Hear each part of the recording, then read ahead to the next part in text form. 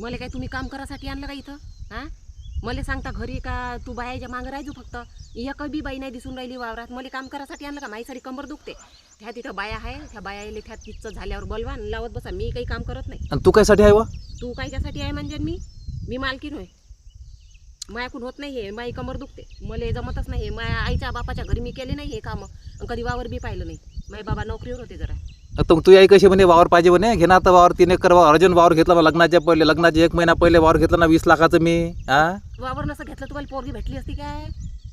आणि मी नसती भेटली तुम्हाला दुसरी भेटली असती काय? बिना वावरानं राहिले असते मुंजेच्या मुंजे. तर मग वावर आणला, वावरात आणला तर काय झालं? इथं कवायला नका करू. घ्या वा सरके. मी करत नाही. मी इथं बसतो. तुम्ही कशा सांगे मग? बायाच्या मागं राहायचो, बायाच्या मागं राहायचो. मला वाटलं का बाया आई इथं एक बी बाईने आणली. त्या बाया आणा आणि करत बसा. त्या बायाले वाटून राहिले का? हे भांडून राहिले, सगळेच्या सगळे पाहून राहिले.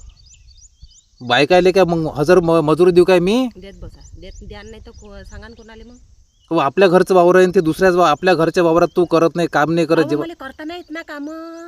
मग वावर कसं विचारलं त्या मायानं? तुम्ही म्हणे तुमच्या घरी वावर आहे काय? माझ्या डोकं खाऊन राहिले काय? तू कशी म्हणे व? जास्त डोकं खान तर इथं उडी मारन. जा लागा मग रस्त्याने तिकडे. आपल्या दोघाले बोलाले तुझ्या आईनं बाबानं बाहेर पाठवलं, तुम्ही दोघं बोला म्हणे. तू काय म्हणे? तुम्ही भांडा माझ्यासोबत. त्या बायका सगळ्या पाहून राहिल्या म्हटलं तुमच्याकडं. मग नवरा कसा भांडू